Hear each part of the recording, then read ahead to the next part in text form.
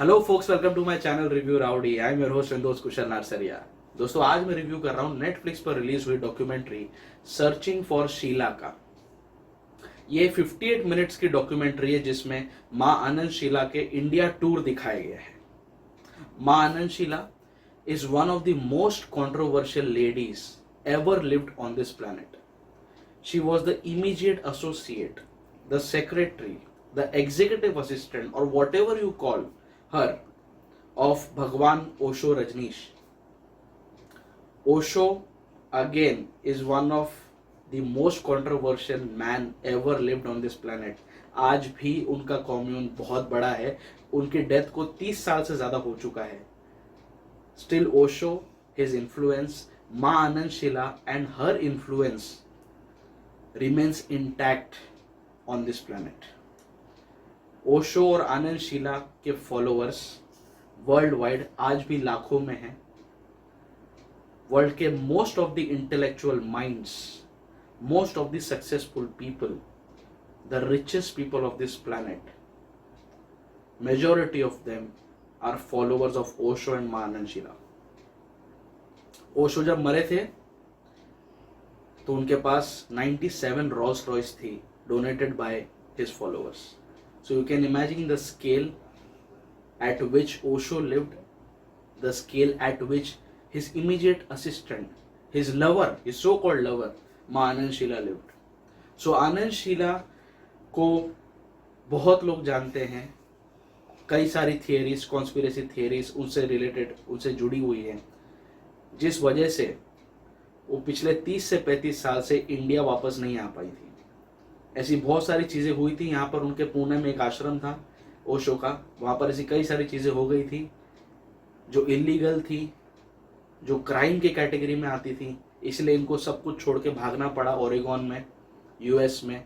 और उसके बाद से she has always lived abroad. कभी उनको वापस इंडिया आने का मौका नहीं मिला।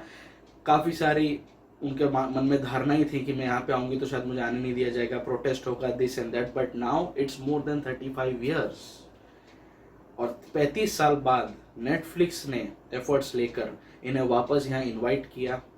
एक पूरे महीने भर का इसमें टूर दिखाया गया है, जहाँ पे शीला अपने बर्थ प्लेस पर जाती है। गुजरात की लड़की हैं वो, गुजरात में उनका जन्म हुआ था। अपने घर जाती हैं वो 70 साल पुराने घर में, जहाँ ओशो को जलाया गया था, जहाँ उनकी अस्थियाँ रखी गई थी, उन सारी जगहों पर विजिट करती है शीला।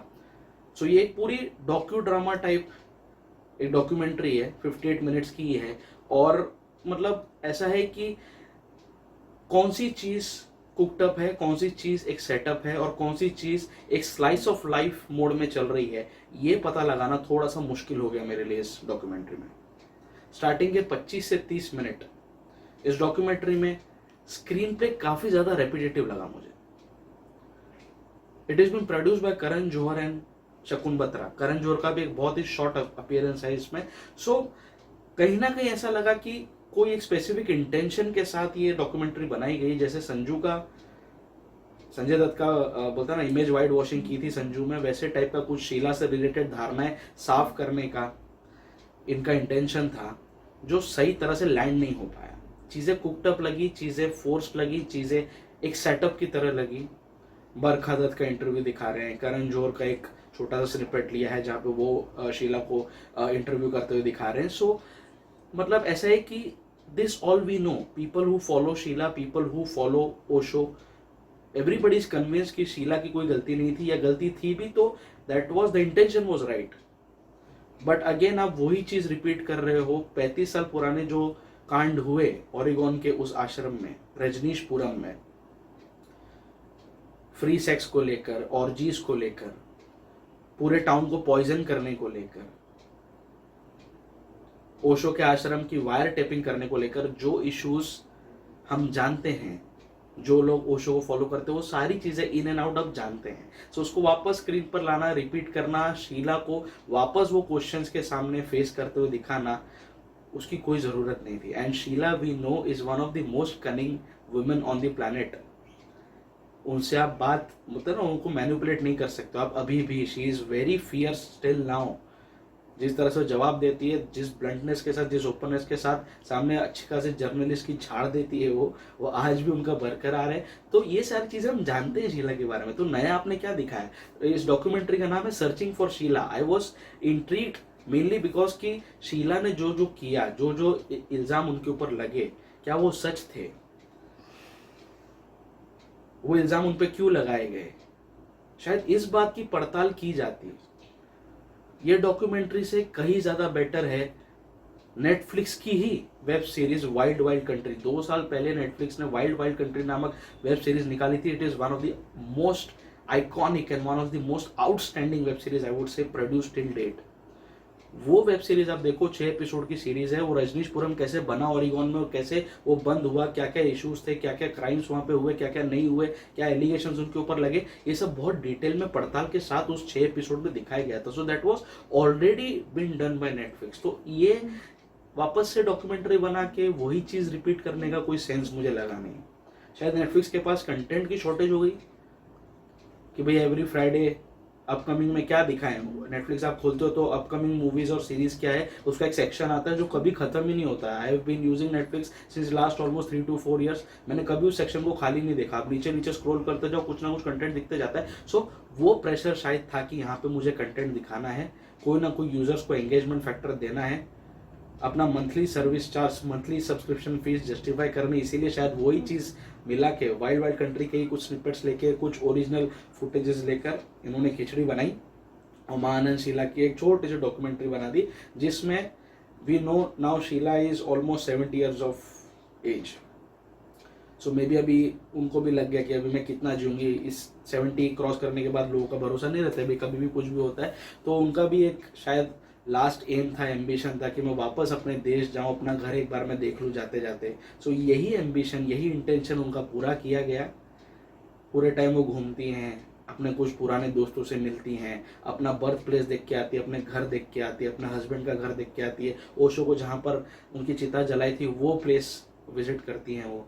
और पूरा महीने भर इनका टूर दिखाया जहाँ पे दिल्ली और तुम्हारा ये सूरत, मुंबई, सारी जगहों पर ये घूमती हैं और अलग अलग लोगों से इंटरेक्शन करती है, मीडिया पर्सनल से, जर्नलिस्ट से बातें करती हैं, स्टूडेंट से इंटरेक्ट करती हैं। तो यही सारी चीज़ें दिखाई है और सभी के क्वेश्चंस, सभी का इंटेरोगेशन, सभी का बोलते हैं ना इंक्विजिटिव फैक्टर, सब कुछ रिलेटेड था रजनीशपुरम से ही, जो 35 साल पहले हो चुका है। People have not moved on. इसमें लास्ट का जो 5 से 10 मिनट है ना, उसमें शीला का एक मोनोलॉग चलता है बैकग्राउंड में, जहाँ पे वो बोलती है कि जो कुछ भी था रजनीशपुरम में वो 35 साल पहले हो चुका है। Why are you bothering me with the same set of questions again and again till now? 35 years हो गए भैया, move on.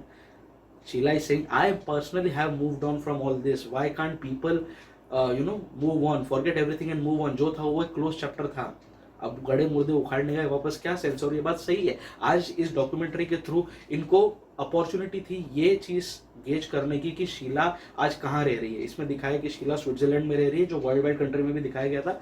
So since late 90s she is staying in Switzerland itself. तो स्विट्जरलैंड में जिस घर में वो रह रही हैं, इन्होंने अपने साथ कुछ 10 से 15 मेंटली रिटार्डेड लोग रखे हुए हैं, जिनकी सेवा करती है, जिनका पूरा भरण पोषण, पालन पोषण सब कुछ शीला खुद करती, खुद मैनेज करती। तो how she is doing it? ये सारे मेंटली रिटार्डेड लोग इनके कांटेक्ट में कैसे आए? ये एक नोबल डीड करने का मोटिवेशन उनको कहाँ से मिला? इन सारी चीज़ों की पड़ताल करने की ज़रूरत थी। If you are really trying to search for Sheela, जो चीज़ ऑलरेडी मीडिया में आ चुकी है, जो चीज़ रूमर बन चुकी है, जो चीज़ इतने पब्लिकेशंस में, इतने सारे बोलते हैं ना मीडिया इंटरव्यूज वगैरह, आपको कितना कंटेंट मिलेगा रजनीशपुरम और शीला और ओशो से रिलेटेड? किसी कोई लिमिट ही नहीं है। सो ये सब चीज़ हम जानते हैं। तो आपने सर्चिंग फॉर शीला नाम रख के वही चीज़ अगर हमारे सामने वापस रख दी, तो you have not serve the purpose, the intention was not clear, the direction, the screenplay, everything was below average. आपके पास क्लैरिटी नहीं थी कि आप इस डॉक्यूमेंट्री के साथ दिखाना क्या चाहते हो। एक एम्बिशन था शीला का, उसको इंडिया का एक टूर करवाना था, उसकी शायद आखिरी इच्छा है, वो पूरी हो गई। इसमें ऑडियंस के लिए एंगेजमेंट फैक्टर ज़्यादा नहीं मिला मुझे। लास्ट के 20-25 मिनट में the document is very good. जैसे जैसे ये क्लाइमैक्स की ओर बढ़ती है, it's really starts to engage you. But उसके पहले चीज़ ऐसी रेपिटेटिव है, पार्टी करते हुए शीला दिखाई देती है, वही वही क्वेश्चन इसके सामने आते हैं अलग अलग लोगों के थ्रू, और ये टिपिकल करण जौहर की जिस तरह से पार्टीज चलती हैं और वही टाइप की पार्टी माहौल और वही टाइप का सर्कल, वही टाइप का क्राउड इसमें आपको देखने को मिलेगा, जो आपको कोई मसाला, कोई एंटरटेनमेंट, कोई एंगेजमेंट नहीं दे सकता, ना आज तक दिया ना आगे कभी देगा. So my rowdy rating for Searching for Sheila, which is a Netflix original documentary, will be 2.5 to 3. एक बार देखने लायक है, वो भी कुछ और देखने के लिए है नहीं. तो इनके पास इंटेंशन होता अगर सही, एक डॉक्यूमेंट्री बनाई जा सकती है सिर्फ शीला पे फोकस करके, ओशो को साइड में रख के सिर्फ शीला को एज एन इंडिविजुअल समझने की कोशिश की जा सकती है, लेकिन किसी ने आज तक किया नहीं, और इन लोग ने भी वही ढर्रे पे लोग चलते रहे, एक कन्वेंशनल डॉक्यूमेंट्री हमारे सामने बना के रख दी जिसकी कोई ज़रूरत नहीं थी. सो आपको कैसा लगा मेरा review on searching for Sheela, which is a Netflix original documentary? Please नीचे कमेंट बॉक्स में ज़रूर मेंशन करना. आप लोग अगर मेरे चैनल पर नए आए हो तो प्लीज़ मेरे चैनल को सब्सक्राइब कर लीजिए. सब्सक्राइब करने के साथ साथ जो बेल आइकन पॉपअप होगा उसे भी दबा देना, ताकि जब भी मैं अपना कोई नया रिव्यू अपलोड करूं आपको तुरंत उसका नोटिफिकेशन मिल जाए.